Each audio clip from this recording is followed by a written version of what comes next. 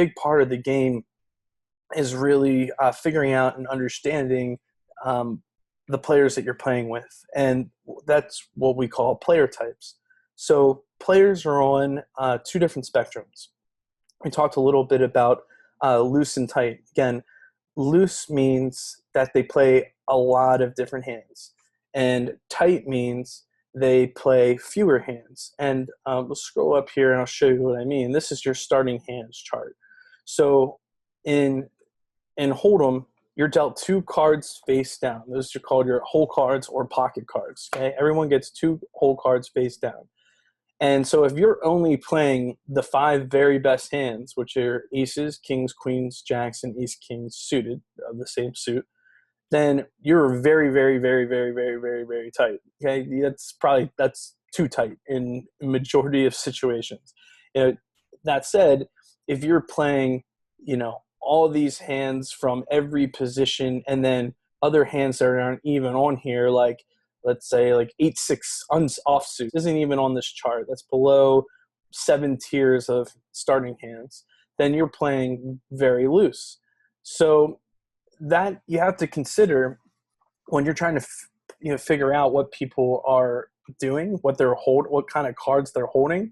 That's kind of your first bit of information to be able to make good decisions against them. Again, if they're playing very loose, then the quality of cards that you need to have the winning hand decrease, versus if they're playing a very, very tight range, then your cards on average are going to have to be better, because they're playing they're playing better quality cards. So you need to adjust in that way.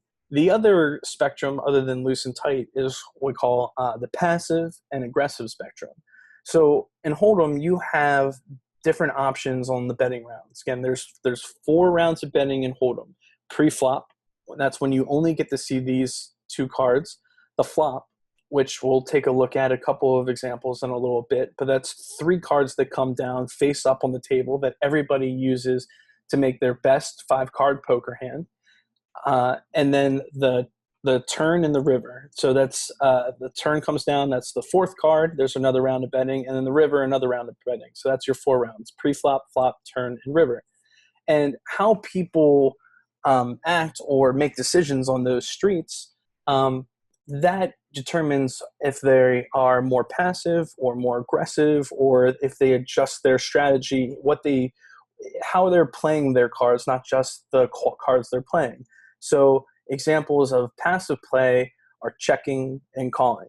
Examples of aggressive play are betting and raising. So one of the first sort of keys that someone is more aggressive, and again, looking at the two, even if you're not a very experienced player, you should start being able to see, okay, I'm understanding that this person is definitely more aggressive or less aggressive than this person. And one of the big tip-offs to that is their pre-flop play.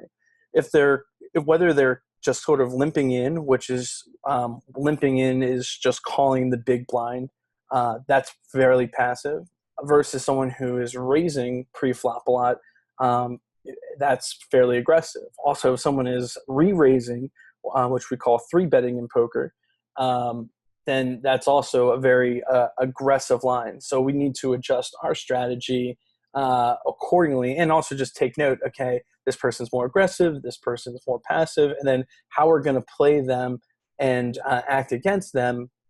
It's really dependent, because everything in poker, it doesn't happen in a vacuum. It's all situational. So our position matters, the person we're up against matters, the cards we're holding, do matter to a degree, but there's a lot of other factors that sort of come into play.